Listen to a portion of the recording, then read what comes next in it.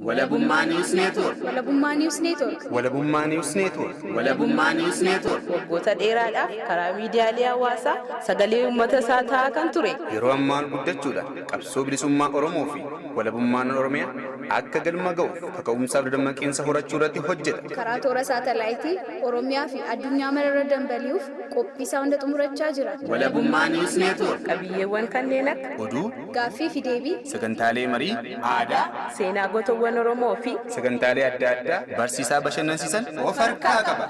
Walabummaa News Network. Miidiyaa walabaa fi loogii irraa bilisa ta'e. jijjiirama hawaasaatti fufiinsa qabu dagaagsuuf Miidiyaa hundaa'e. Walabummaa News Network.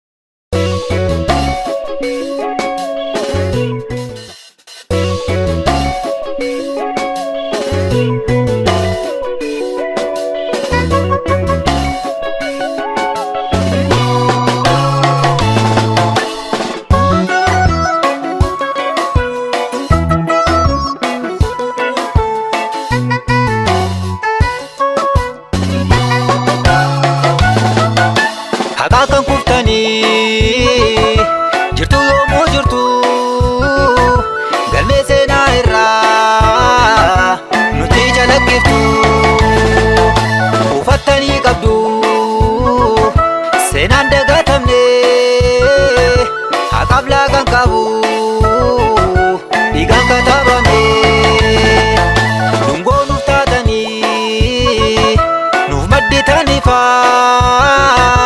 ofii gubattanii dhumtaan akka gucaa foon inni bamtaniis jirtuu seenaan maqaan yoomuu si yaadannaa qabsaa'ota haqaa. Dhaloonni yoomuu gaadiin teenye falmarra jirra har'aas kunoo duutan jennee du'aa sin jillee jedhin dandee obsa murannoo.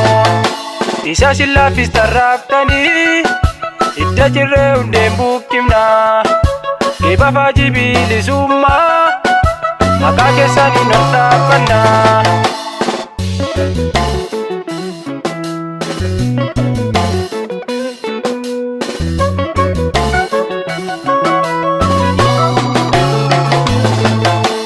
Irbuu dhiignee waadaan nyaannu haadhaa qabsoof harkaan laannu gumaa baasna malee nyaannu faana goota irraa sin maqnu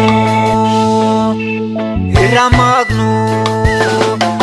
Dangaasan sararaan irra maqnu lafeedhaan ijaarraa irra maqnu dunuusa qabduune irra maqnu godaanna dacheerraa irra maqnu waadaa samiif dachii irra maqnu irbuun erbee miti irra maqnu falmaa addaan kunnu irra maqnu cicciinee dhugaatti irra maqnu reebicha jabaatu irra maqnu hidhaasin sarminu irra maqnu haalli isaa hammaatu irra maqnu rakkoof gad hin jennu irra maqnu kan cabee tirfachaa irra maqnu madoos wallaannachaa irra maqnu kan kufees kaafachaa irra maqnu gudheessa waallachaa irra maqnu qabsoon saba keenya irra maqnu hanga galma geessu irra maqnu hanga wareegamaat irra maqnu yookiin bilisummaa irra maqnu.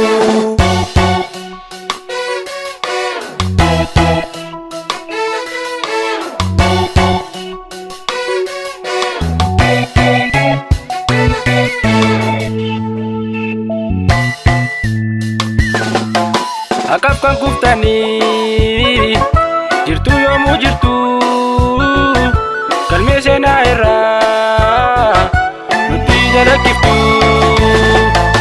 uffattanii qabdu seenaan dagatamne haqaaf laaqan qabu dhiigaan katabame dhungoo nuuf taatanii nuuf madditaniifaa ofii gubattanii dhumtaan akka gucaa foon inni bamtaniis jirtuu seenaan maqaan yoomuu si yaadannaa qabsaa'ota haqaa.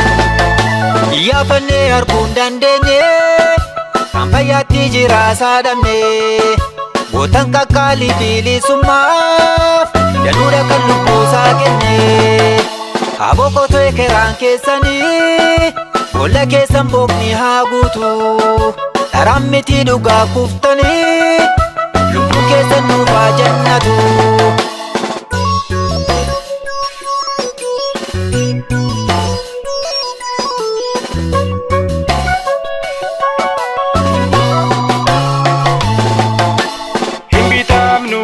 Gurguramnu kayo kesan masensinu mutatani tu fakkeenya kan raguntan galmangeenya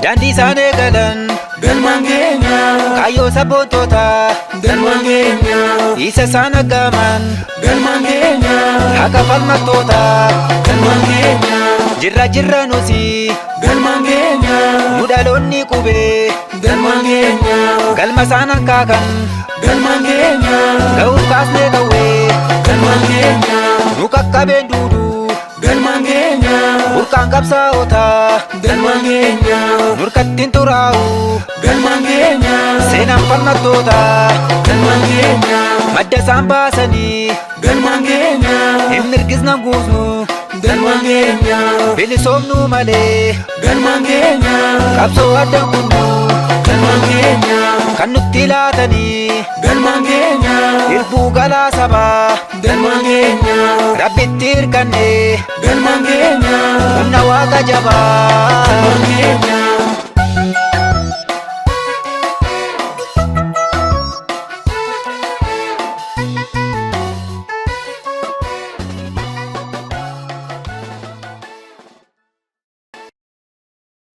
Daawwattoota walabummaa News Network kan daawwataa jirtan qophii keenya haala yerootii fi seenaa gootota Oromooti kan torbanitti guyyaa tokko isiniif darbu.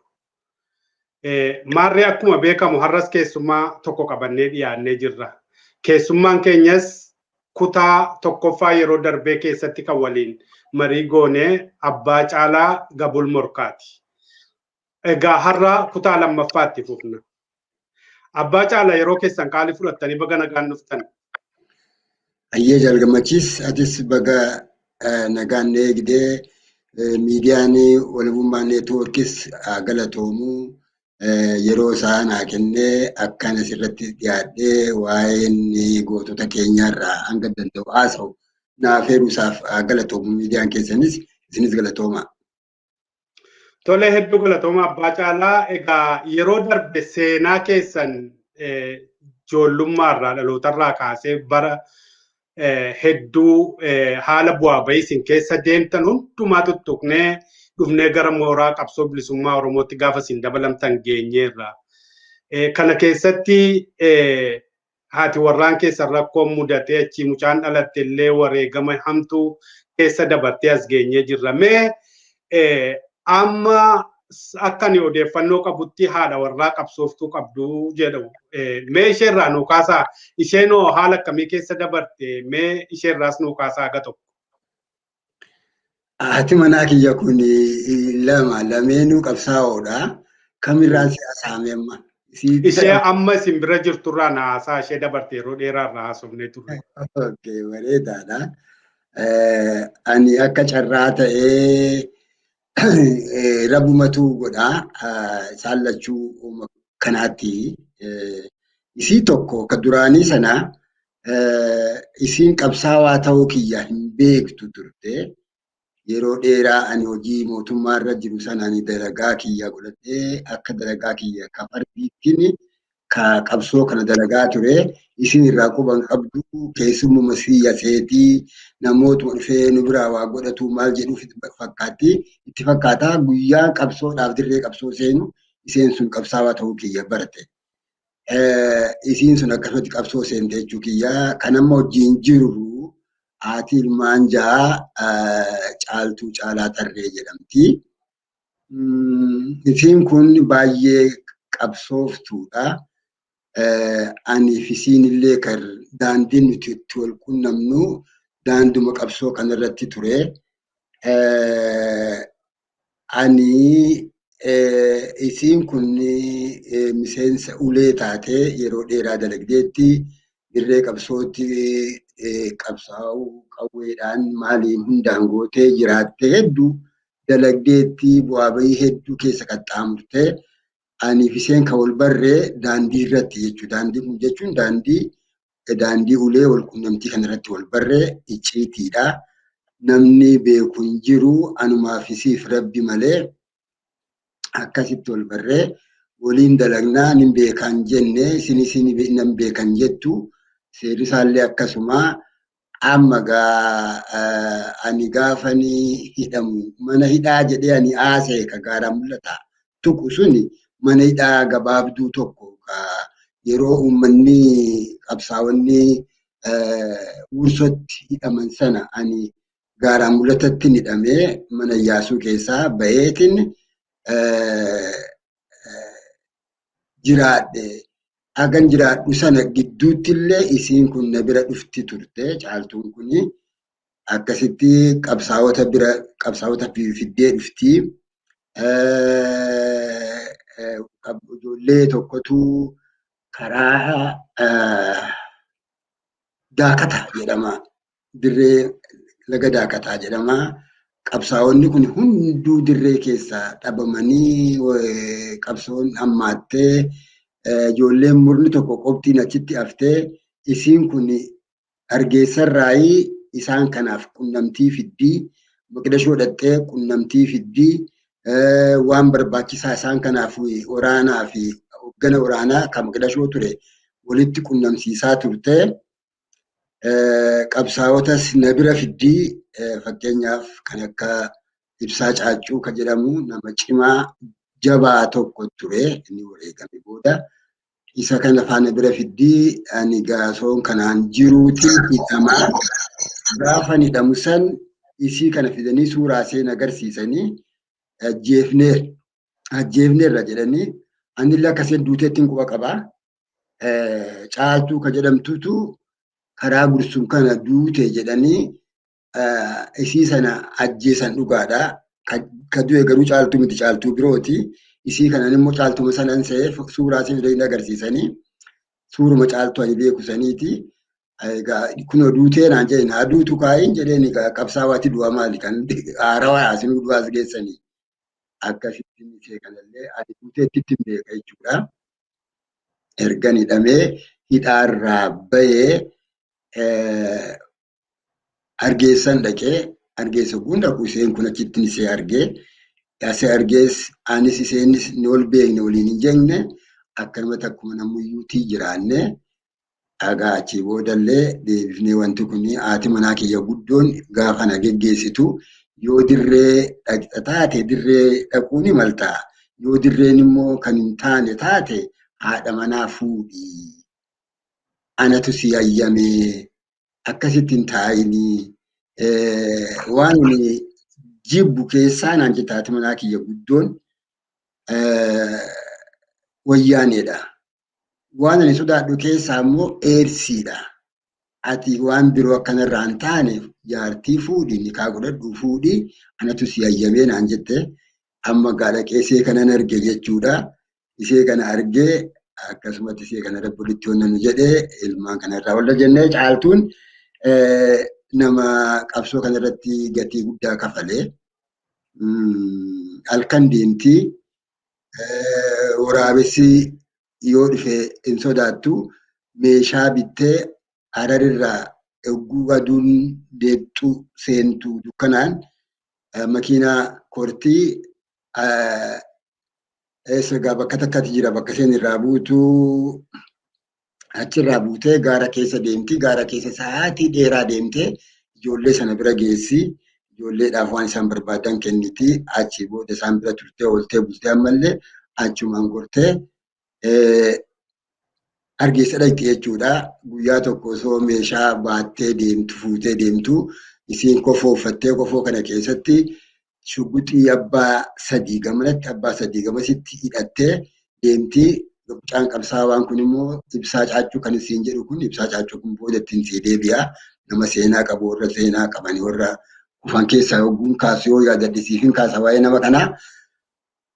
inni fuula dura ta'a isin karaa boodaa teessi dhufee warri wayyaaniin kun erganii warra OPDO sakattaamii ittiin jedhanii sakattaamuu jettee sakattaamii jedhin sakattaamuu jette afaan hin beektu isiin afaan Amaaraa kana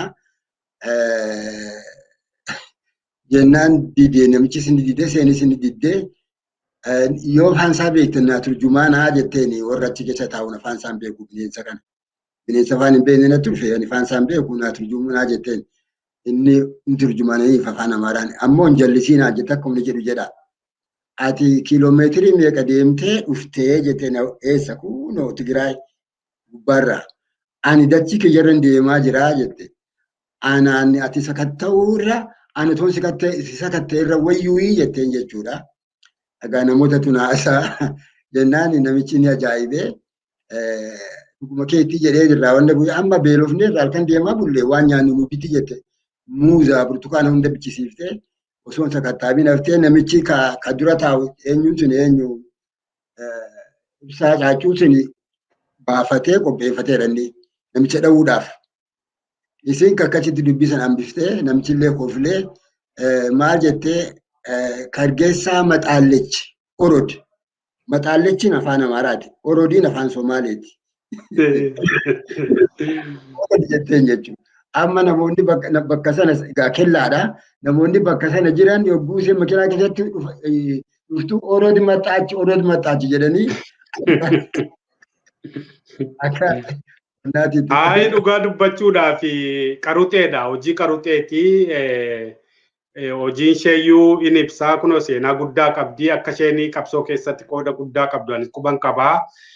Waliin illee akka mari'attan barbaadeen ture nu mijanne. Egaa caaltuun qabsooftuu jabduu ta'uu ishee har'as immoo qabsoo keessatti qooda fudhachaa jirti. Dubartoota ijaaraa jirti. Hojii qabsootti jirti. Kana guddaan itti gammadaa. Isinis waliin jiraattanii as geessanii lubbuudhaan maatii hortanii ijoolleen keessan immoo borkan qabsoo kana isinirraa dhaalan ta'uutti guddaan gammadaa. Tole abbaa caalaa irra guddaa baay'ee seenaa keessan irratti manarraa ta'e bakka man siif tuqutu jira bakka jaarmaa jettee na yaadachiifte. Gaafa asirraa chaartira keessaa ba'anii lubbuu baafatanii amar ga'anii amarirraa murna tokko wajjin caaltuurra madamtee Hargeysa dhufanii Hargeysa gaafa dhufan akka feete ta'ii jedhanii warri hogganoonni bakka sana jiranii jaari nama jennaan jaarmee tokkoffaa Hargeysatti ka jaare caaltuudha. Eddasii namoonni dheeraan baay'een itti deemanii ijaaraniiru tokkoffaa ka jaare caaltuudha. Mana kiraa maali? Mana namaa dalagaa gatii waan maallaqa irraa argattuun immoo waraana gaara keessatti gargaaraa namoota illee walitti qabachiiftee gargaaraa akkasitti turte. Hojii dalagaa isaanillee warra hogganootaallee ka tajaajilu isiidha. Mana namaallee kiraa dalagdi ka dalagdu kanaan immoo huccuu bittee waa meeqa gootee gaara dhaqxee waraanaaf kan geessisee ture jechuudha. Baay'ee hedduu jabduudha nan beeka ammas qabsaa'otii hundumtuu ishee biratti walitti qabamuu dippiloomaasiidha hariiroo namaa qabdi jaalala namaa qabdi nama wajjin walii galuu dandeessi caaltuun nama jabduudha gaafa biraa garuu waliin mari'achuun keenya nafuu ishee wajjinis jechuudha haala darbe kana. Mee abbaa caalaa waan baay'ee dubbanneerra amma gara seenaa qabsoo waraana bilisummaa Oromoo keessaayyuu gootota wareegaman yaadachuutti deemna. Qophiin kun irra guddaan isaa qophii seenaa gootota Oromoo ifa baasuudha. Mee adeemsa qabsoo kana keessatti namoota tokko maqaan haadhaa turtan yeroo darbees kutaa tokkoffaa keessatti har'asi goototi hedduun wareegamanii qabsoo kana keessatti seenaan isaaniin ka'u maqaan isaaniin ka'u. Maaliif jennaan addi bilisummaa Oromoo ammallee qabsoomatti jira waan ta'eef yeroo itti seenaa goototaa qofaatti miidiyaadhaan waan garaagaraadhaan ibsuu jalqabe hin jiru. Mee gootota wareegaman jajjaboodha maqaan isaanii hin dhaamne yookaanis immoo hogganoota qondaalota miseensota wareegaman kana yoo dandeessan maqaa isaanii naadhaa.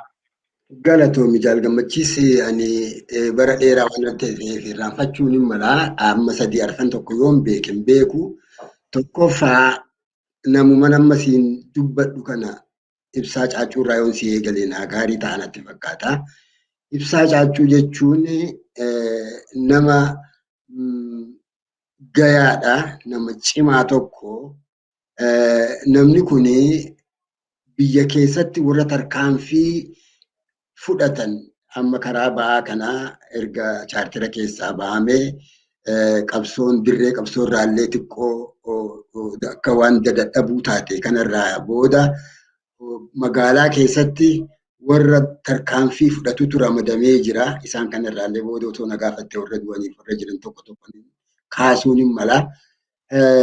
Isaan kanadha hoogganaa gurbaan kuni. Ibsaa caacuu jedhama. Nama cimaadha. Nama tooftaa addaa qabu. Nama hidhamee mana hidhaa keessaa cabsee bahee nama hidhamee osoo makiinaa irratti hidhamee harki hidhamee makiinaa irra jiru makiinaa kana qabee ni galagalcha jennaan isa kana gadhiisanii bahee ta'eetu jira gurbaan kuni. Ani yeroo tokko dubbiin jabaattee bayi ka jedhamu itti dhufee bayiin jedheeni bayi jennaan itti garan itti bahu hin qabu naan jedhe. Maaliif yogguu ani jedhu dirree qabsoo yoon dhaqes dirreen qabsoollee bakka hin qabdu sa'aamman jiru kana yoon karaa hoogganatti achi deemes waa hunda fokkotaadha naan jedhe. Waan inni naan jedhe sun erga inni wareegamee boodan anillee manadhaa taa'ee naa galee ooma jeequmsumaa fi wanta tamsa'ina qabsoo dirree mooraa qabsoo keessa jiru kana argaa ture namichi kuni. Afaan Amaaraa miti, afaan Somaalee miti, afaan Tigiree beeka. Ingiliffa rakkoo hin qabu ni haasawaa. Yoo barbaade mana hidhaa argee eessa dadhawaarraa cabsee bahee sansalanni harkasaarra osoo jiru mana kiyyatti natti dhufe halkan. Ni rifadhe garmalee. Hidhamuu isaa dhageetiin jira. Akka dina mana natti hin finne nin beeka. Marxoo uffatee deema. Yogguu akka isa alqoobu harki hidhaadha. Ibsa maaliin jedheen ni baheetiin dhufee naan jedhe. Amma akkam goonaree akka gootu wata garrakatiin jedhanatu beeka akkam godhatu akkuma itti naa gartuuf hin dhufee malee. Akkam gootaan jedheen usi mataa naan jedheen garan deemuun hin beeka. Na biraa deeme jechuun namni kun. Na biraa deemee eessa dhaqa?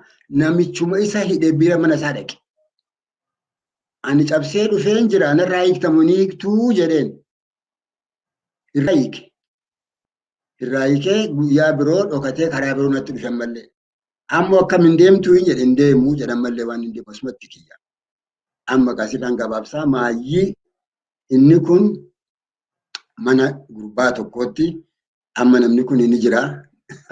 Arguma jira. Isa maatii isaa waliin jira. Mucaan kun ilmaan qaba. Nama tokkotu bira jira. Dhufanii mana isaan marsanii seenanii abbaa manaa sana baatanii ala baasanii ijoollee isaa hunda ala baasanii inni kutaa biroo keessa nama tokko wajjin jira. Ibsaa caachuu itti seenan jechuudha. Yogguu itti seenan shuquxiin isaa 10 qabdi. Itti hime gurbaa bira jirutti 8 dhukaasaa tokko kiyyaa tokko keeti ati shaadaa qabadhuu jedheeni gurbaadhaan. Gurbaan shaadaa qabatee taa'ee nama 8 ulaarratti gachiibsee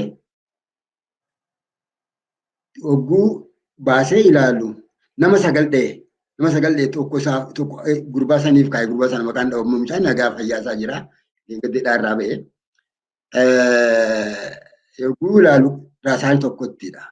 Jedheeni gurbaa akee guyyaan irra miti kiyyatu irraa jedhee takkitti sana ofiisaa dhugee achumatti kufee jechuudha. Warra akkasiitu jira. Ibsaa caachuu yoo barbaade makiinaa isaanii seena. Makiinaa isaanii seenee ani ibsaana qaba. Maallaqa dhaaba kiyyaaf miliyoona takka kenna. Ana qaba bakka beetanii na deemsisaa jedhaan. Jedhanii xiqquma deemanii isa kana buusu. Yoo fedhe biiroo seena waajjira isaanii seena. Seenee ani ibsaadhaa jedhee itti hima. Shuqutti isa lafa kaa'ee Wanta kan godhan deebi'ee ba'a. Osoo akkana godhu kan kufee gurbaan kun gurbaan macaaltoonni deddeemtuun sana jechuudha. Seenaa guddaa akkasii gurguddaa seenaa gootota Oromoo ciccimaa akkasiitu jira. Kanaafiti qophii kana geggeessin Abbaa Caalaa kan biroo kan maqaa dhuftan qabdu. Namni tokko ni yaadadha. Inni kuni Guutamaa Abbaa Milkii jedhama. Guutamaan kuni qabsaawaa cimaadha. Kuni gamma chaartira keessaa osoo nuti hin bahiini.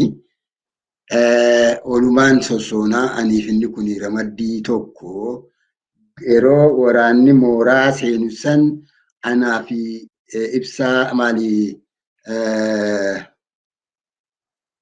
Guutamaa Abbaa Milkii uummata keessatti filmaataaf akka uummata kakaafnu akka maal goonu inni kun akka waraanaatti an akka waan dabballee wayiitti nu dhiisanii gaara mul'ata kana guutu elaa addeelle jechuun elaa Aramayaa godinni keenya ni bal'ata.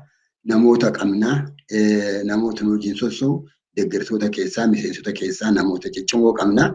Isaan kanarraan sossoonee uummata kana akka dammaqsinuuf walitti nu dhiisanii deemanii egaa ani isa mooraatti dhiiseetiin karaa biroo deemee osoo hin deebiin waraanni wayyaanee dhaqxee isa kana marsitee waardiyaa nama 3 mokkam qabanatti fakkaata mucaan kun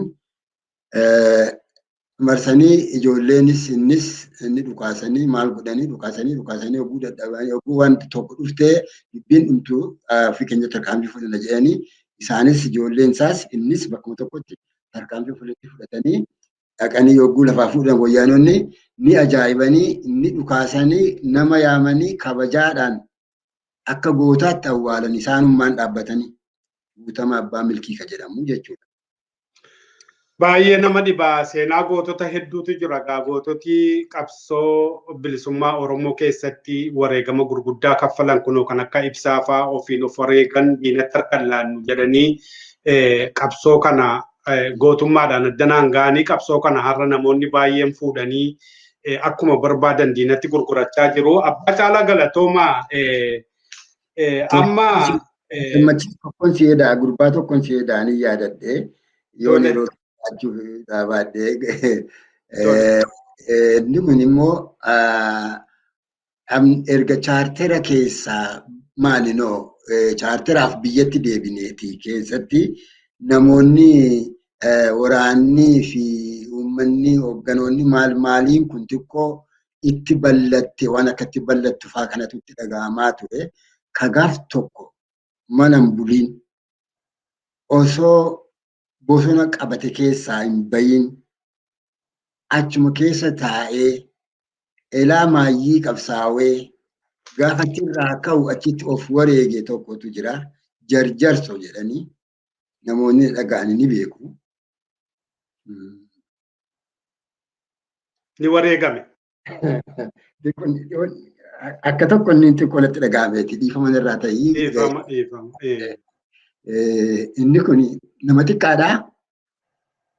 Guyyaa tokko mana hin seenne baatii 9 natti fakkaata chaartirraa saamu kuni akkasuma sana xiqqoo namoota kanaaf waan birootti fakkaate kan ta'u illee numa ture qabsaa'ota kanatti. Isa kanatti osoo gaaf tokko dhufee mana keessa hin buliin mana keessa osoo gaaf tokko biddeena utuu nyaati gaaruma bakka tokko battala qabatee osoo muraasa wajjin taa'u maayyii bakkittiin sun dhawamtee namochi irraa gaafa ba'u kufe inni ofitti dhoose dookumentiin kennu jedhee jarjarso jedhani isii kana faayyaadadha. Hedduu dhagaa yeroo inni ga'u kana faansi. Gootonni wareegaman hedduudha. Qabsoon kuni wareegama guddaatu itti kaffalamee jira, addana ga'ee jira. Har'allee galma barbaachisu hin geenye. Mee Abbaa Caalaa gara haala yeroo ammaatti dhufna. Daddaaqamni mooraa qabsoo bilisummaa Oromoo keessa jiru kun waldhabbii kaayyooti moo aangoon hin jiru waldhabbii aangooti moo maali keessaayyuu kan hogganoonni gameeyyiin gargar cabanii fi waldhaban kunii fi rakkoo qabsoo bilisummaa Oromoo keessatti uuman kunoo wareegama ulfaataa akkas gootonni bara dheeraa irratti wareegamaas gahan. Wareegam nama dubbanne kun jalqaba qabsoon kun jalqabe guyyaatti lama kufaa rasaasa dhukaasanii kaasee hanga har'aatti gootota hedduutu kufaa jira. Qabsoo kana daakuun kun maalirraa madda? Akkuma isiniin jedhee waldhabbii kaayyooti moo maali jettanii yaaddu? Galatoomii gammachiisanii waldhabbii kaayyoo yogguu jedhamu kana kaayyoon kun agartee amantee itti walii galteetu kanaanin amirama, kanaanin hoogganama, kanaanin hooggana jettee akka walii galtee agriimantii wayiitii bari wanti kuni duratti walii galtee seenta. Ergatti seentee booda kaayyoon cabe hin jiru. Ergatti seentee booda wanni adda ta'e kan uumame hin jiru. Yoo adda ta'e kan uumamu namaaf nama giddu. Sun immoo namaaf nama giddu personal jedhama malee kaayyootti maqaan itti maxxanu. Ani namoonni kun kaayyoo natti hin fakkaatu. Fedhii isaanummaan karaa gam tokkootiin urree faayidaa argannee qabsoo kanattis abbaa taanee soba dhugaa fakkeessinee moona ka jedhamutu isaan keessaa isaan gane jechuudha. Matuma isaaniitu mataa isaanii gane. Isaanti qabsoo gane qofaa miti. Mataa isaanii gana namni, mataa ofii gana namni, mataa ofii irraanfata namni. Karaa kanatti dhugaatti fakkaata namatti. Namni kun uumamuma keessatti namni tokko nama 3, nama 5, nama 6, nama 7 abbaan caalaa kun mataansaa nama meeqanni ganama waan biraati, galgala waan biraati, guyyaa waan biraati taasisaa. Yoo of dandee of abboomee jiraata ta'e malee isa kanatu isaan kana fudhatee kute yoo ta'e malee kaayyoon adda bilisummaa Oromoo warri irraa cabe kun waan isaan hin milkoofneefi waan isaan hin guddanneefi waan isaan hin jabaanneefi waan isaan namni Oromoon isaan hin fudhanneef maaliif sitti fakkaata? Kaayyoo adda taate ka Oromoon fudhatu arra uumuu hin danda'an. Ka uumamee jiru kanatti immoo kaafutu jira. Ka itti hafutu jira, ka itti cichutu jira, ka itti micicee hafutu jira, ka ofii jibbaatutu jira. Isa kana too jira erga kun jiraate maaliif hin ta'in jedhee jedha Oromoon sirraan fudhatu. Of gananii kaayyoo ganan sitti fakkaatiin waan isaan nyaatan, waan isaan dhugan, waan isaan argatan kunis hoomaa takkaleeti miti.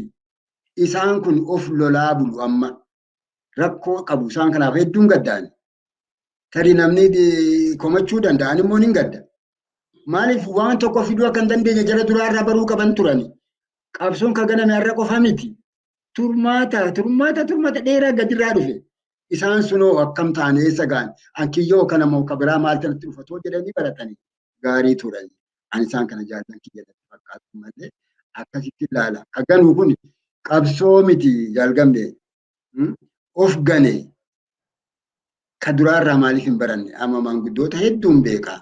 Atillee ni beekta akka gaariitti walumaan waliin hin ture. Jajjaboo isaanii ta'uun hin beeka. Biiflummaa isaanii hin beeka. Gootummaa isaanii hin beeka.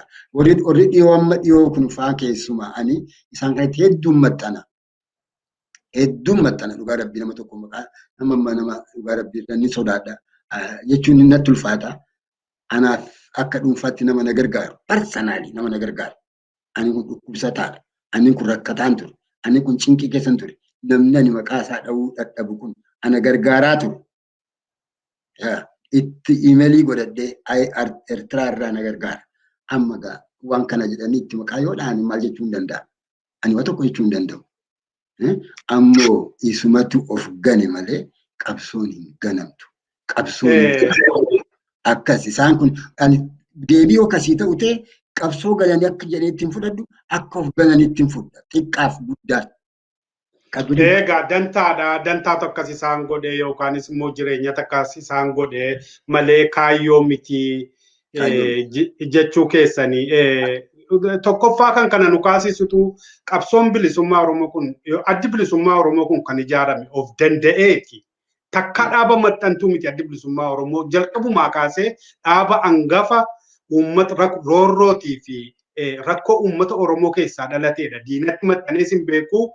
Uummanni Oromoos immoo ni beektu akka gaariitti jaallata kaayyoo isaaf jecha kaayyoo isaa sagantaa siyaasaa isaa heeraa fi seera isaatii fi naamusa sagantaa naamusaa isaatiif isa jaallata dhaabi kun dhaaba hangafa. Maaliif maxxanummaan barbaachise maaliif olkanuun barbaachise keessattuu yeroo uummanni Oromoo garmalee dhumaa jiru yeroo uummanni Oromoo qabeenyi isaa saamamaa jiru Oromiyaan dhiigaa jirtu Oromoon dhiigaa jirtu kanatti wal dhabbiin mataarraa hogganoonni akkas ta'uun kun akkuma isinitti akkuma isinuu jettan namoota gameeyyii qabsoo kana keessatti ilaa qabsoon kun dhalate irraati qabsoo kana keessa turantu kana gochaa jira. Kana filmaanni isaa maali? Maal gochuun nurreera yeroo yerootti kanatu nu keessatti ta'a. Rakkoon isaa eessaa madda? Rakkoomti kun eessaa madda? Rakkoon dhabbiin hogganoonni mooraa keessatti rakkoo isaanii waliin ta'anii xumurachuu dadhaban eessaa madda kun maal jettanii yaaddu? Mee xiqqooma isheerraa naatu qaba.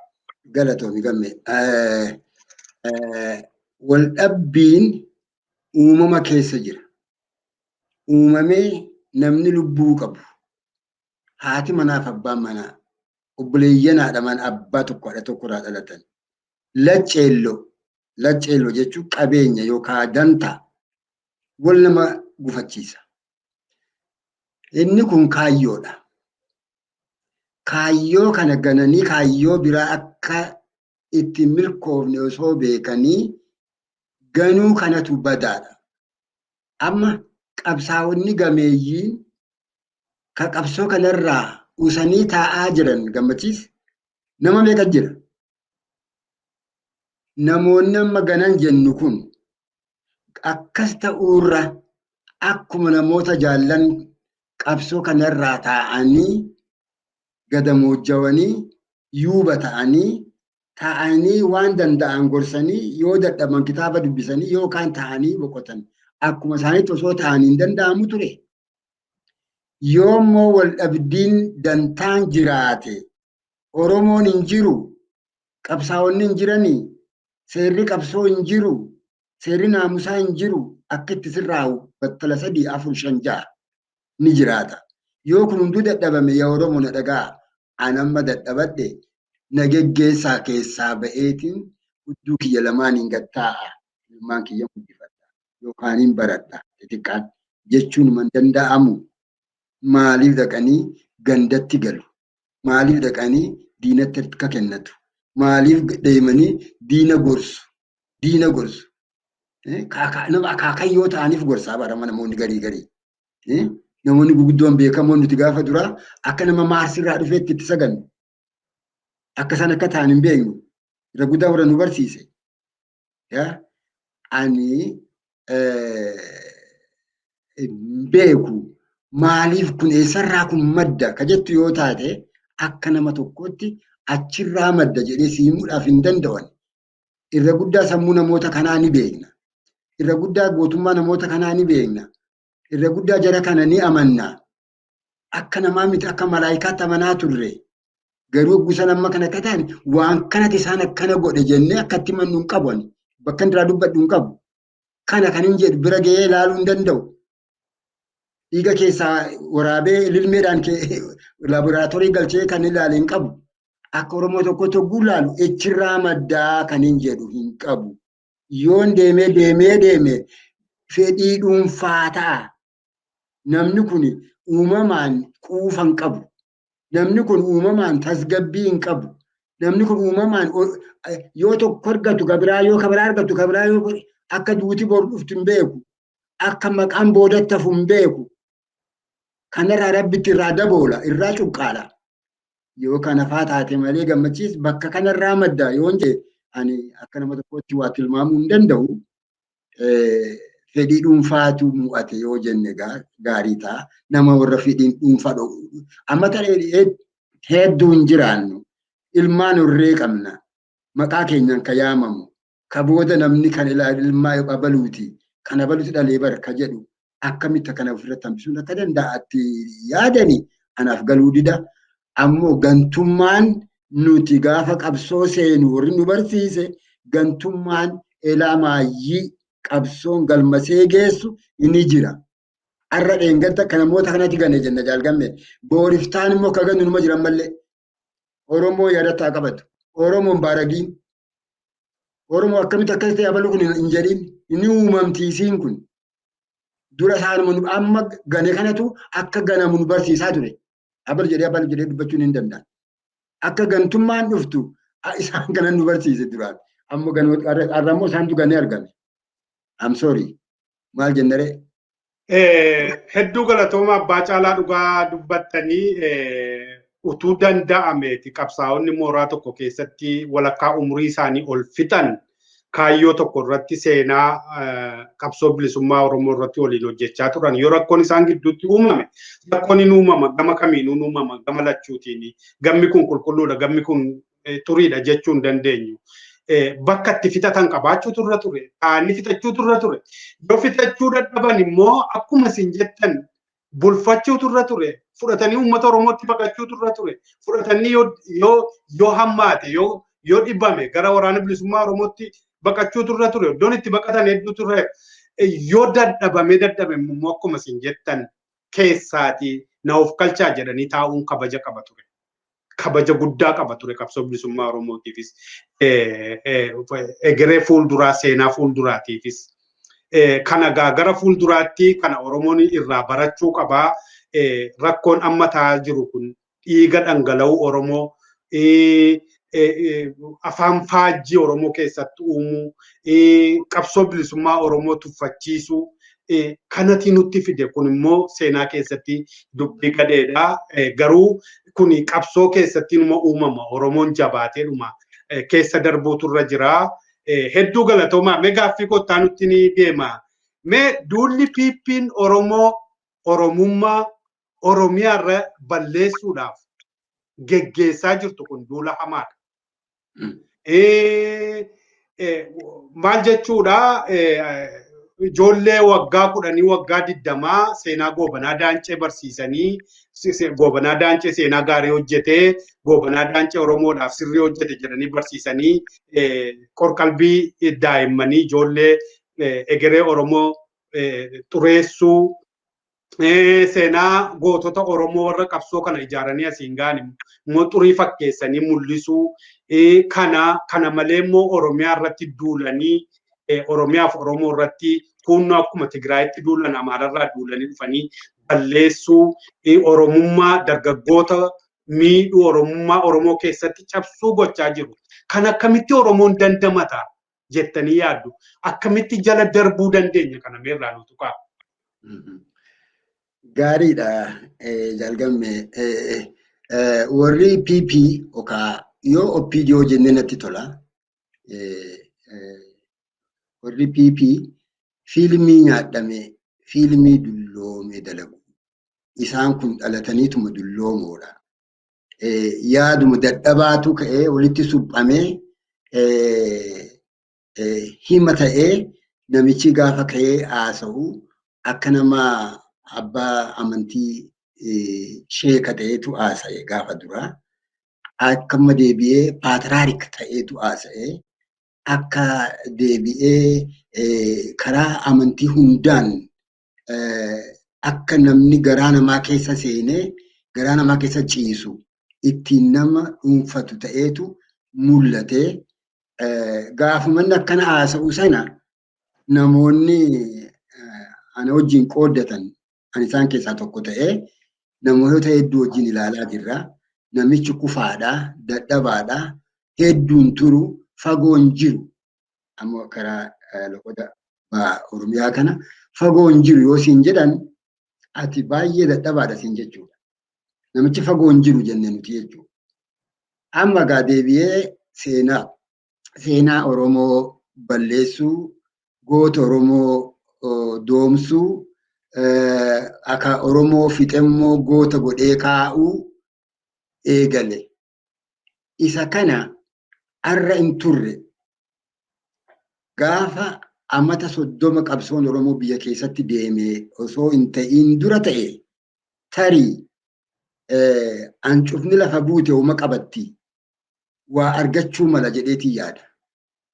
Amata 30 arraa jirru kana qabsoon Oromoo gaara keessaa ba'eetu yuunivarsiitii seenee baratee eebbifamee amata 30 qaba umurii. Kana hunda Oromoo keessa deddeebi'aa jira. Oromoo keessa olii gadi gaggalgalaa jira. Qabsoon dhawaata uummataa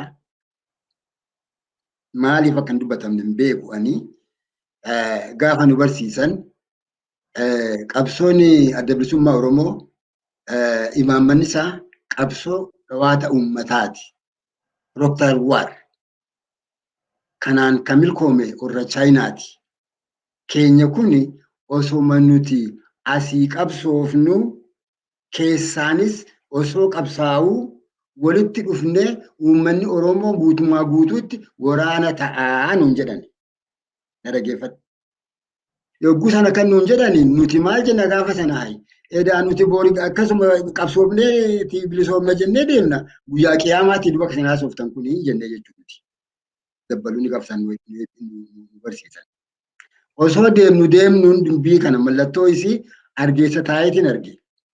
Dhufaatii dhawaata qabsoo dhawaata uummataa akka waraanni akka uummanni waraana ta'u naaf galaan turre gaafa duraa. Ilma dhaggeeffadhe malee. Hiriirri ba'e kun agam deema jarana jedheetiin gaafadha ijoollee warra wajjin argeessa kana jiru. Garii aguma tokko akka ilma dhaabbattii jedha. Garii baas amma booda gadi hin dhaabbattu seentee jedha. Ani hogguu sana maalan jedhe jara keenya saniini qabsoo dhawaata uummataatu dhufe dur nu barsiisanii isaan sana budaa beeku ta'e akka isaan kanatti argan hin beeknu hin dhaabbattu seentee jedheen jechuudha. Gaafa qeerroo bilisummaa Oromoo akka labsiitti sirnaan dhaabbatu nama tokkotu na bira ture. Amma biyya kana jira. Boonsaa Asaffaa Sabbooqaa jedhanii mucaa xiqqaadha. Ana bira taa'aa. Gurbaan jedheen dhageessaa ka'ee dalabsamte kun dhageessee sagalee jennaga. Sagalee dhageessee dha'ee kamma isheen labsamte kun jedheen gaafa sana. 2015 moo saantiin akkas beeku. 11 hin beekon. Amma isiin bakka isheen geessu taa'ee eegiin jedheen jechuu gurbaa sanii. Adina dhaga'uu mala amma hin beekon. Bakka isheen geessu taa'ee eegiin jedheen jechuun maaliif hin siin deema gammachiis? Qabsoon keenya siistama kanaan qabsoo dhawaata uummataa taatee uummatatu waraana taanuun jedhan uummanni waraana ta'e agarre diina guddaa taankiif madaafaaf meeqa qabate dhagaan galchite wayyaanee biyyatti. Ijoollee Oromooti. Qabsaa'ota qabsoo bilisummaa Oromoo qeerroo bilisummaa Oromooti. Abaluu abbaan itti ta'a, abaluu ittiin adaadaa ta'a, abaluu ittiin adeera ta'a kan jedhu kun ergasii uumame. Dhufee namayyuu mataa qaqqabata akka yatiimaatti yatiima abbaan qabne namayyuutti mataa qaqqabata. Abbaatti dhaban abbaan garuu ni jira mallee. Amma lubbuun jira. Amma lubbuun jira. Har'a kun ani haasofna abbaan sun ni jira lubbuudhaan. Isaaf jaallan isaati. Kanatu isa kana qaba malee Abiy Ahmad Minilikiin nutti faarse fudhatuu dide uummanni. Haayile Sillaasee faarse fudhatuu dide uummanni. Amma goobana faarsinaan hin fudhatu. Nyaadhamtee jirti jaalgamme. Hin fudhatu. Xiqqoo hin fudhatu. Kanaafuu kasaaraadha. Uummata Oromoo sossoba. Goobanaan waan hin taaneen maal jennaan hin danda'amu. Osoo bilisummaan sii kenna jedheu bilisummaa Abiy Ahmad hin fudhatu uummanni Oromoo. Abbaa bilisummaa qabu qaba. Abbaa bilisummaa isaa fidu beeka. Abbaa bilisummaa isaa utubee kaa'ee beeka. Ijaan argaa hin duune mana dhaa jira agi tokko mana isaa jira, agi tokko biyya alaa jira. Uummanni Oromoo ni beeka. Intalli ishee gurbaan ofiifuu abbaa hin qabne haadha malee walii gadi qaqqabu kana fudhate jettee yaadiin abad. Abbaa Caalaa yaada guddaa ulfaataa fi beekamaa dubbattan dhuguma akkasiin jettanii nama tarsiimoo qabu nama tarsiimoodhaan fuulduratti hojjetu jiraachuudhaaf uummata kana wajjin nagaa ta'ee hojjetutu seenaa wayii jijjiiruu danda'a malee namni tooftaadhaan kan tokko buluudhaaf fiigaa jiru qorqalbii uummata tokkoo jijjiiruu hin danda'u. Kun akkuma isin jettan uummanni Oromoo kanarra darbeera. Kun maalinni wannoo dadhabaadha. Kana gochuun hin danda'amu garuu yaaliin isaanii hamaadha. Uummanni Oromoo itti dammaquu qabaa. Uummanni Oromoo ariifachuu qabaa. Uummanni Oromoo jara kana ofirraa kaasuu qabaa. Kan kanaachi jarri kun jara yaadaan qalbiidhaan uummata kanaaf jedhanii waa hojjetan miti. Wanti isaan dubbatan kunoo kan kana fakkaatu fa'i. Inni tokko dheengadda waraana bilisummaa Oromoo balleessuudhaa fi galaana gogsuutu qurxummii qabachuudhaaf yookaan qurxummii balleessuudhaaf galaana gogsuutu barbaachisaa jedhee taa'eetu gadi ba'ee haasaa hoggana ta'e. Akkas jechuun waraana bilisummaa Oromoo balleessuudhaaf uummata Oromoo fixuu qabna. Mootummaan akkas jedhu buluu hin danda'u, jiraachuu hin danda'u. Galaana uummataa kana keessa jechuuf hin jedhee hedduu galatooma. Mee yeroo keenya saammannaa filmaata amma biyyattiitti geggeeffamaa jiru kana argaa jirra. Addi bilisummaa Oromoo keessatti hin hirmaanne. Filmaata kana keessatti hirmaachuu dhiisuun adda bilisummaa Oromoo fafa qaba moo mishooma qaba jettu? Galatoomi gamme otoon bakka sana hin qabxii amma galaana maali qurxummii qabuu fi galaana goggosuu qaba jedhee namni sun dubbate sana xiqqoo irraa si dubbachuu barbaada. Inni sun nama jiru miti. Nama hin jirre agartee namni hin jirre hin jiru. Namni hin jirre waan jireenyaa haasa'uu hin danda'u. Nama jirutu waan jireenyaa haasawa. Nama booriitu waan boorii dubbata tilmaama karoorsa. Namni kun ofiifuu hin jiru. Isa kana sooketuutu keessaa haasa'a. Gaafa duraa kan Mallas Zeenaawwitu keessaa haasa'aa ture. Har'a immoo Amaaraatu keessaa haasawa. Kanatti dhiisi. Kaleen ilaala. Feesbuukii kana soon ilaaluuti. Waraanatu karaarra yaa'a. Waan ammati jettu kanatu ni yaadadhe yogguu sana. Waraanni kun ijoollee laga dhattee bishaan waraabbattee galtutu karaarra deemaa jira natti fakkaata. Ijoollee kan harkaa jarikaana butanii jarikaana baatanii fiigu waraanni. Sirraan fuudha ijoollee kan jala fiigu jira. Ijoolleen xixiqqoo amma 13-14 kun dubra jala fiigdi. Nin ilaale jechuudha. Ilaaleetiin namichi kun jedhe yaadadhe. Qurxummiin inni balleessu kun qurxummiin ijoollee kun hojii yaa'aa jirti. Yoo manni jigee mana ijaaruutu jira. Ijoolleen obbo mana ijaarti. Yoo midhaan ta'e midhaan tumti. Qonnaa qotti. Hamaa hamti. Waan uummanni qabu hunda hojii nyaatti ni gargaarti. Qurxummiiniif galaanni isaan jedhee adda baasan ilaala maal fakkaata jedheetiin ilaala ijoolleen osoo alagaa taate osoo waraana alagaa taate ijoollee sana 5-6 gudeedu turan. Ammoo obboleeyyan ijoollee sanii waan ta'aniif rakkoo ijoollee kanaaf manaa ba'an waan ta'aniif waboon ijoolleen gaara jirtu gaara keessaa ijoollee bishaan baattee deemtu ijoollee miillisee kophee hin qabne ijoollee huccuunsee ciccitaa bishaan irraa fuudhaniitu mul'atti galchuuf. Kan namichi haasa'u kasaaraan saasumatti nin dhaaba. Galaanni guusan hin jirtu kaguu OPDOdha. Kaduu OPDOdha. Kabadu OPDOdha.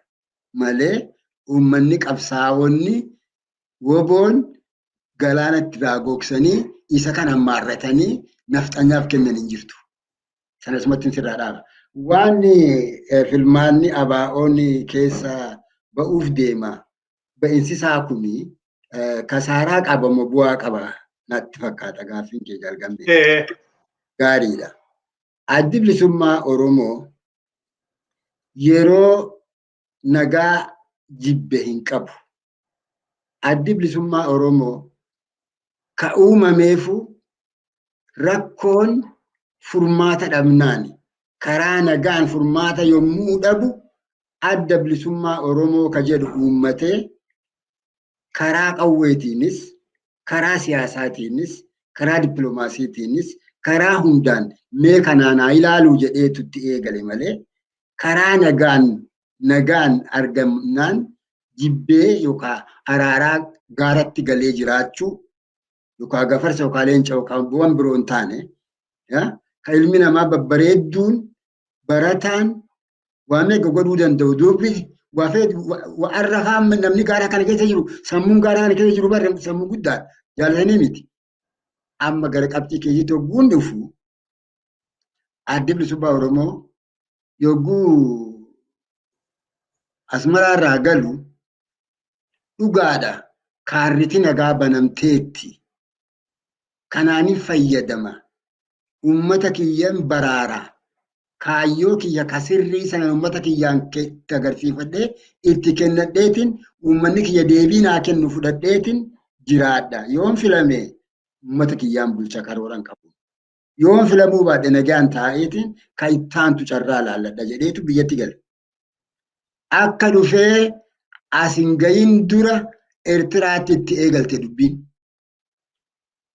Xayyaara ittiin dhufu dhabe. Maal jetti Oromoon akka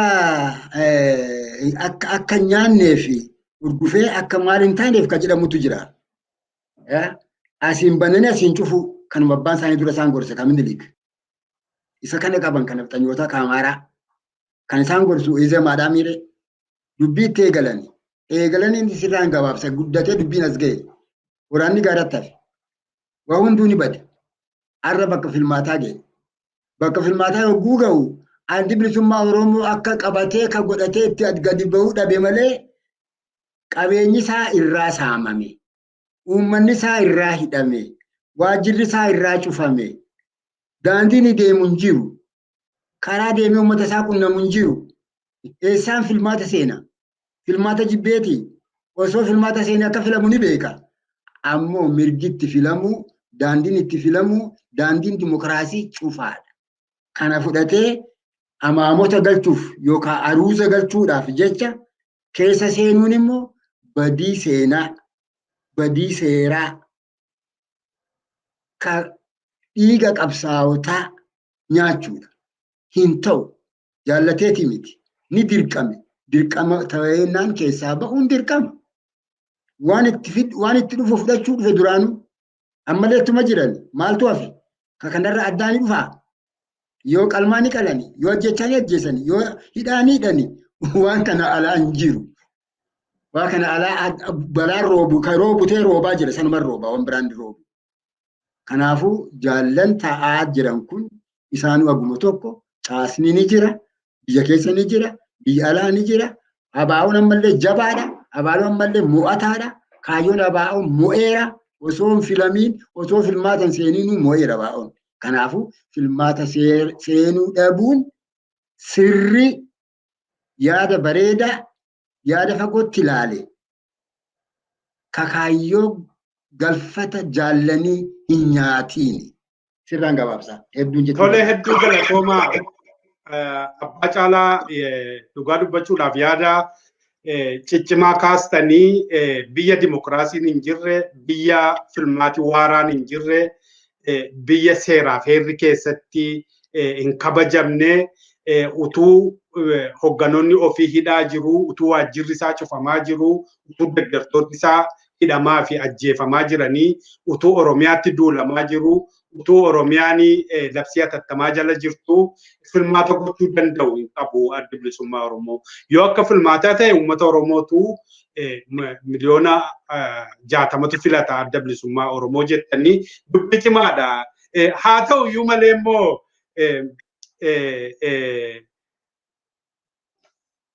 filmaata addi bilisummaa Oromoof kaafaa'oon keessa hin jirre. Ilaa dhaaboti kun jajjaboo uummanni Oromoo qabu. Filmaata addi bilisummaa Oromoof kaafaa'oon keessa hin jirre.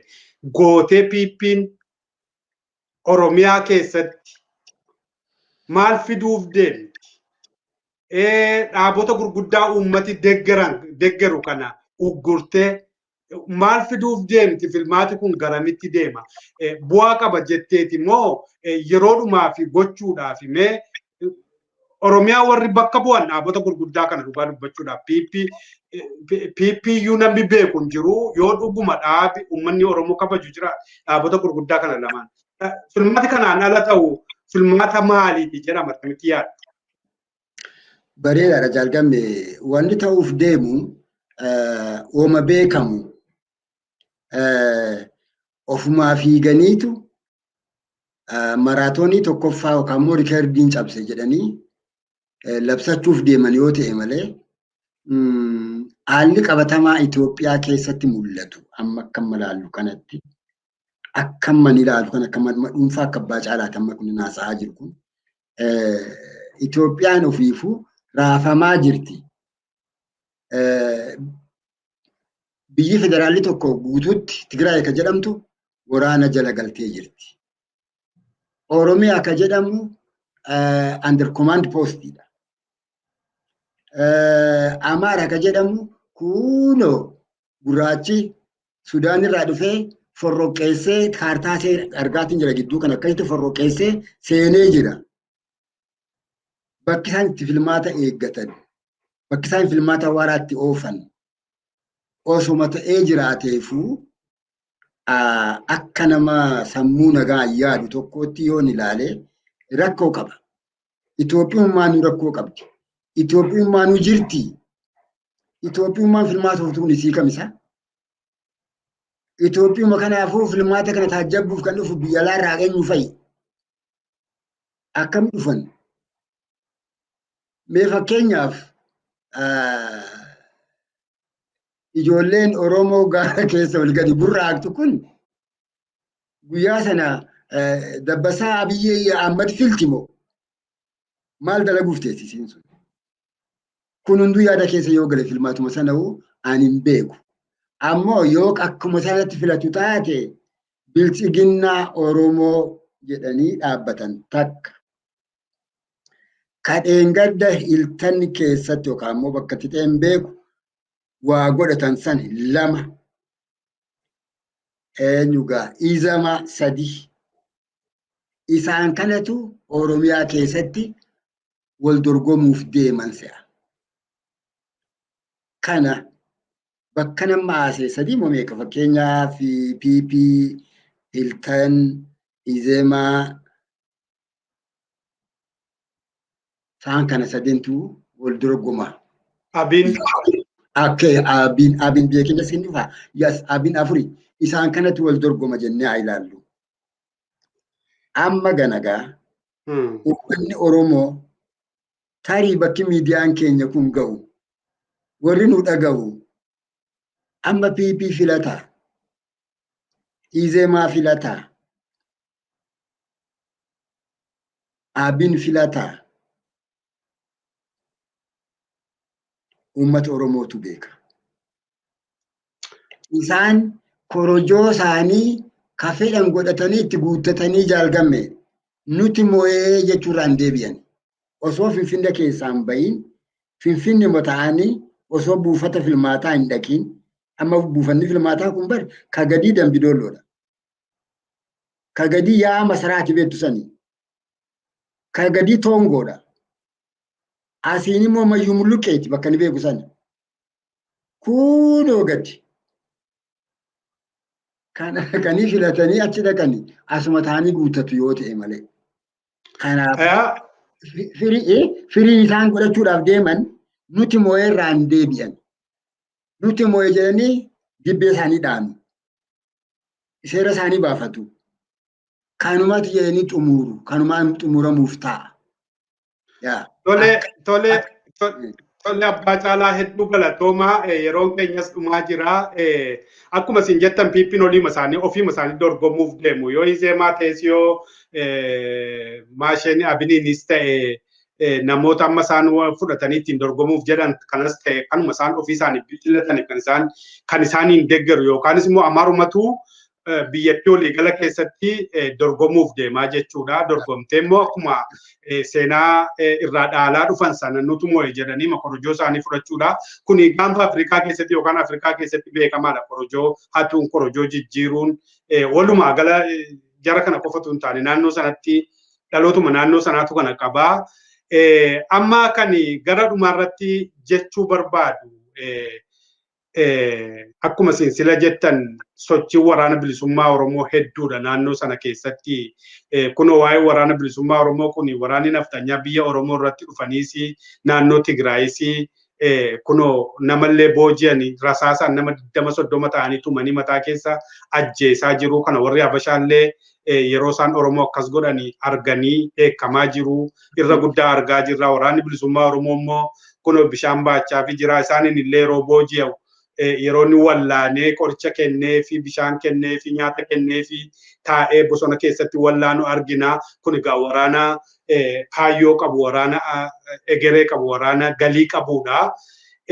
Warri Amaaraa immoo biyya Oromoo saamuu, biyya Tigraay saamuutti jiru. Sudaaniin immoo isaaniin karaa dudduubaa saamaa jirti. Olumaa galaa biyyattiin rakkoo hamtuu keessa geessee jirti. Mee xumura dubbii kootii egereen biyya kanaa garamitti deema jettanii ilaaltu? Rakkoo amantii, rakkoo lola ollaa, rakkoo keessaa, rakkoo dippiloomaasii addunyaa irratti ishee mudate kana keessaa waan dandamattee baatee filmaata geggeessitee mootummaa taateetti fuftu isinitti fakkaata? Bareedduudha. Gaaffii bareedduudha gamme. Ani akka abbaa caalaatti eegguun achi ilaalu umurii amma ati agartu waliin teenyu kana keessatti siyaasuma Itoophiyaa kana ilaalaatuma as geenye amma sa'a amma jirru kana eegguun jedhu akkaataa qabatamaa Itoophiyaan keessa jirtu kana yogguu ilaaltu akka duraarraa wayyaawina agarsiifte osoo hin taane akka duraarraa baay'ee buxulxul taate bakka irraa qabattuu fi bakka dhiiftu, bakka irraa himtuu fi bakka kallattii dhabdi. Siyaasaanis kallattii dhabaa jirti. Kallattii ka dhabsiise immoo warruma sakaaluuf yaadee namicha maraataa dhagoolee taguuga waa takka keessa hin jirre kana fuudhanii ka'anii isatu waan kana hunda laaqe jechuudha. Silaa karaa ni qabaattee turte. Amma gaa Tigraay akkuma dura dubbadhetti biyya waraanaati. Filmaata akka jedhamtus hin jiru. Kutaan Amaaraa Gondor irra guddaan harka alagaa yookaan immoo harka biyya ollaa seeneera. Affaariif Sumaaleen lola dhaabbataa walitti bantee jirti. Har'a Affaar keessatti hiriira guddaan ba'ee karaan Jibuutii dhaqu cufamee jira. Har'a guyyaan yaati haasofnu kana. Oromiyaan dhiyaa guutuutti waraana bilisummaa Oromootiin dhuunfatameera yoo jedhe anaa miti OPDO jedhe yookaan PP. Har'a waraanni har'a waraanni bilisummaa Oromoo guutuu shawaa kaabaa kana hunda fudhatee jira.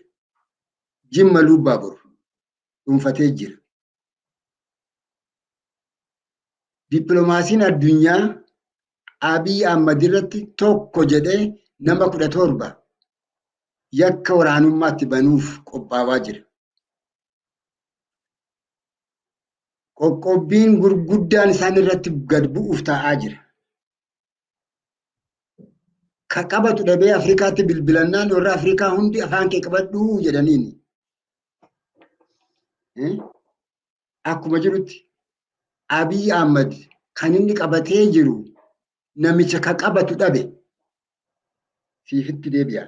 Namicha ka qabatu dhabe ka takka illee harkaa hin qabne ka umuriin isaallee kutte ka biyyi isaallee badde ka qabsaawee dhufee biyya isaa balleesse Isaayyaas Afeworqii qofa harkaa qaba. Kana qabatee akka inni godhuuf deemu ka beeku Abiy Ahmad qofa. Biyyi Itoophiyaa boor maal fakkaatti? Yoo ka jennu taate ani rakkootu isii mudata. Rakkoo gurguddaatu isii eeggata. Biyyi akka federaalaatti jirtu kun waan dhabamuuf teessu natti fakkaata. Yoo dandamate, yoo jabaatee harkaa ol qabate, yoo tokkummaa isaa jabeeffate, Oromoo ni dandamatti. Kiyya taanaa ni miti. Guddaa ta'umsa keenyaa fiitii miti. Amma nuti waan waraana xiqqoo harkaa qabna. Xiqqoo kana yoo jabeeffanne, yoo bira dhaabbanne, namni abidda qabu, namni hundi hin qaqqabatu qaama isaa ibidda waan ta'eef. Izeemaa nutti duulaa jenna karaa Abbayyaa gamaa dhufanii nutti duulaa jiru. Kun hunduu tuttuqanii nama laalu. Tuttuqaadha. Tuttuqaa keenya harka wal qabannee jabaannee yoo ofirraa dhorkine ni dandamanna. Ni jabaanna. Ani nuti inni wayyoo irratti fakkaata. Ka olii Amaara irraa himuu hin danda'u. Tigiree irraa himuu hin danda'u. Uummanni kibbaa nu wajjin dhaabbata jedheetiin yaada. Uummanni Sumaalee amma dhaabbii hin qabu. Namichi Sumaalee hoogganu Abiyyi wajjin jira. Uummanni Sumaalee yoo isa galagalche nu wajjin dhaabbata. Kanaafuu Itoophiyaa fuulduratti maal fakkaatti ka jettu akkaseen forroqooftee karaa Gondoriin kaartaa gidduu kana ba'e yoo agartan taate isii sanan arga. Seelaa forroqee kakkaagara hin qabne sanan arga. Keenya immoo nuti jabaannee tokko taanee afaan tokkoon dhaabbannee yoo jenne tokko taanee yogguun jedhanii warra amma PP jala galee kana idagadha. Oromoon isaan qofaa miti. Warra PPdhaaf gabbari idagadha. Oromoon isaan qofa miti. Innummaan hafe kun jabaatee waraana isaa jabeeffatee hidhannoo isaa jabeeffatee hidhannoo jechuun kilaash qofaa miti. Hidhannoon ka sammuuti. Hidhannoon ka murannooti. Hidhannoon ka tokkummaati. Walirraa dhaga'uuti. Ka wal dhageeffatuuti. Ka wal jabeeffatuuti. Sana godhannaan Oromoon jabinaan dandamatee booda boru biyya Oromiyaa jedhamtu Republic of Oromiyaa ni dhaabbata Oromoo. Isa kana natti mul'ata. Hedduu galatoomaa dhumarra geenya rabbaa caalaa dubbii gurguddaa kaastanii Oromoon egaa ni dandamata akkuma jettanii abdii qabnaa dudduuba keenya wannoo cimaatu jiraa. Yoo tattaafannee jabaannee isa jabeeffannee tokkummaa keenya jabeeffannee inuma keessaa baanaa jettanii dhugaadhaa. Oromoon tokkoffaa immoo kana qofa miti. Oromoon yeroo diinni keenya tokko tokkoon yeroo dheeraa nu cabsaa turan har'a walitti galagalanii wal cabsaa jirantu jira. Haga isaan wal cabsanitti Oromoon of ijaaruu qabaa. Diina keenya irratti Rabbi balaa fidaa jira. Dhugaa dubbachuudhaaf balaa namatti yaaduun gaarii miti. Garuu bara waggaa 150 ilmaan Yohaannisii fi Minilik kun uummata Oromootti darabee dhufanii turratti roorrisanii har'a gaafa isaan walitti roorrisanii galata kee Rabbi jechuu qabaa. Oromoon silaati kan wareegamaan dhaqee waan baay'ee gatii isaa yookaan gumaa isaa baafachuu qabutu Rabbi baasee fi isa kana kanumaan hin jedhamee abbaa caalaa dhumarra jirraa. Mee yaadi hafe jettan yoo jiraate yookaan immoo dhaamsa gabaabduu Oromoodhaaf yoo qabaattan yookaan walumaa gala qabsoo bilisummaa Oromootiifis ta'ee gootota wareegamanis yaadattan waan jettan nu jedhaadhuma irratti. Ani waan jedhamuu qabu gaaffii ati na gaafatte keessatti yoo deebisee jiraadhe akkasumatti yaada. Waan ani dubbachuu barbaadu tokko uummanni Tigree bal'aan biyya Tigraay keessa qubatu amata 30 darbe kana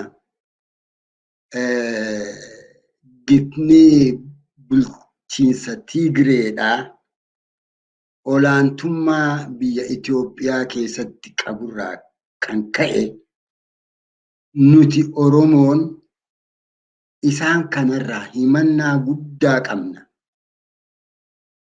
Yakka guddaa nurratti dalagani. Warri ichirraa hidhatee Oromiyaatti bobba'e. Akka malee nu godhani. Waan isaan nun godhin tokkolleen hin jiru. Waan irra nafxanyoonni yookaan immoo waraanni Shaabiyaa uummata Tigraay irratti godhaa jiru kana yogguu laalu nama biroo qofaa miti ofiin laala abbaa caalaa waan isarra ga'e waan isarra ga'e waan jaallan kiyyarra ga'e waan dubartootarra ga'e waan durbarra ga'e waan dardararra ga'e kana hunda natti dhaga'ama. Nuti gaafa sana maal jenna teenyee qabsaa'onni yogguu teenye qubaa keenya yogguu haasofnu yogguu mari'annu yaa dhiiroo uummanni Tigiree biyyatti hafe ka jara isaanii kana quba qabu qeensonni abbaan amantii sheekkan ka qaban yoo ta'e beeku isaan kun maal qaba jara kanarraa dhiisaa yoo jedhan yoo jara isaanii kana bor guyyaan rabbiin dhumtu yaa jara dhaabbadhaa jara kanarraa jechuu dadhabanii isaan kanan komanne nuti warra qawwee qabu warra nuti duule kana komachaan turre nuti kan afaan kiyya beeku hin jiru Tigireentu afaan kiyya dhagaatee gaariidha irra isaan dhaga'ute isaan sanan komanne warra taa'u san qotee bultoota jiraattota maanguddoota beektota isaanii araba akkaachuu baanuuf nurraa jechuu dadhaban isaan kanaa jennee komanne jechuudha warra wareegaman osoo kan argiin kutan akkan jedheetti dubbadhu qabu seenaa naa yaadattu ani garuu ibidda sanarraa hafee torcher sanarraa hafee tumati sanarraa hafee eelaa meeqa baadhee arra ga'ee uummata Tigraay irratti waanni kun ta'uu yogguun argu akkanaan jettuun beeku garaa kiyya beeka hin gammanne akkam jetta hin gammanne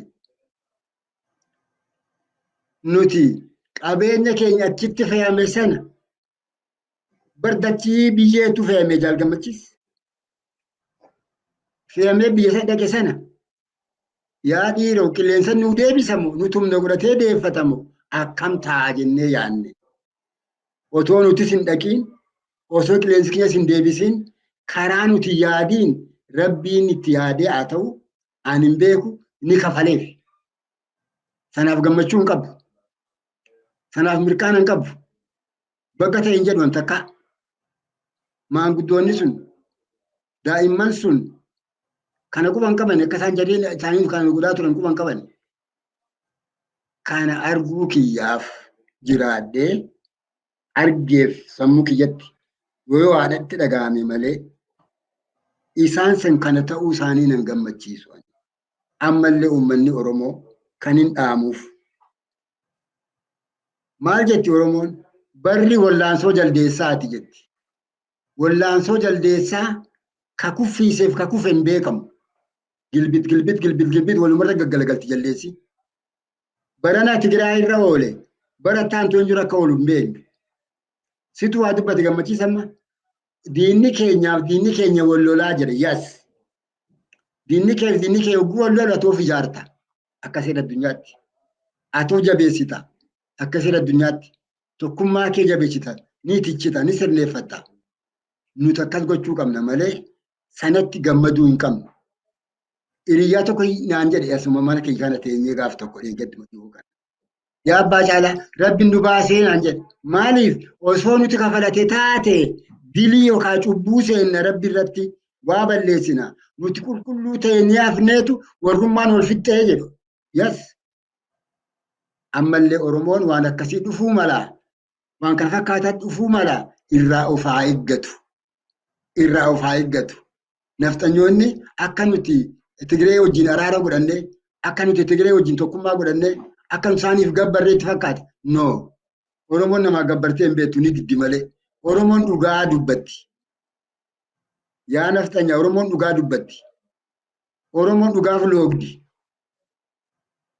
waan takkaaf Oromoon hin bitamtu dhugaaf malee kanaaf ani Oromoo kan hin gorsu waan akkasii dhufuu mala irraa of haa eeggatu of haa jaaru of haa cimsu tokkummaa jabeeffatu waraana kee jabeeffadhu waraana kee bira dhaabbadhu waraana kee fiikkadhu waraana dabrisummaa Oromoo gargaaruu dhabuun qaanyiidha waraana dabrisummaa Oromoo bira dhaabbachuu dhabuun qaanyiidha doofummaadha doomummaadha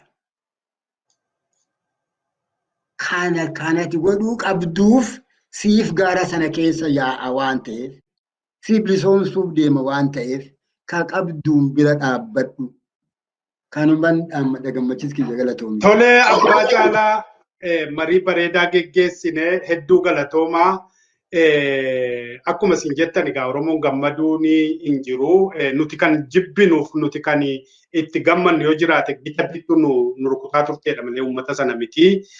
utuu dubbannu waa'ee shaabiyaas kaastanii turtanii shaabiyaan yeroo lammata nutti deebitee bara chaartariisii Tigree wajjin dhuftee nu lolte har'ammoo Amaaraa wajjin dhuftee nu lolaa jirti. Ana kan hubadhutti shaabiyaanis yookaan warri Eertiraa kun isaan Masaayaas wajjin jiranitti wageen warra Tigraay mudate kun isaan mudatiin hin hafuu. Kun fuulduratti waan argamuuf deemudha yoo kanarraa deebi'uu baatanii. Kana kanumaan jecha daawwattoota walabummaa News Network marii keenya kan kutaa lammaffaa Abbaa Caalaa Gabul Morkaa wajjin geggeeffanne har'a isa xumuraati. Marii keenya irratti hangafa keenya yookaanis immoo hangafa qabsoo bilisummaa Oromoo keessatti wareegama kaffalaa turan Abbaa Caalaa wajjin mari'annee kanarra geenyeerraa marii keenya keessatti waan nuun hin kaasne yoo jiraate waan uummata keenya Somaaliyaatti dhumeedha sana gaddaa yaadanna marii kabiraa qabna waan dhimma kanarratti waan taaneef hin kaasne kan nu daawwachaa turtaniif hedduu galatoomaa galanni keessan bilisummaa haa ta'u jecha Abbaa Caalaa galatoomaa hedduu ulfaadhaa guyyaa gaarii qabaadhaa. Ayyee jaalgame baay'ee galatoomii dhaggeeffattoonni keellee galata guddaa naa qabu. Kanaafuu guyyaa biroo walitti deebina galatoomi jaalgame galatoomi.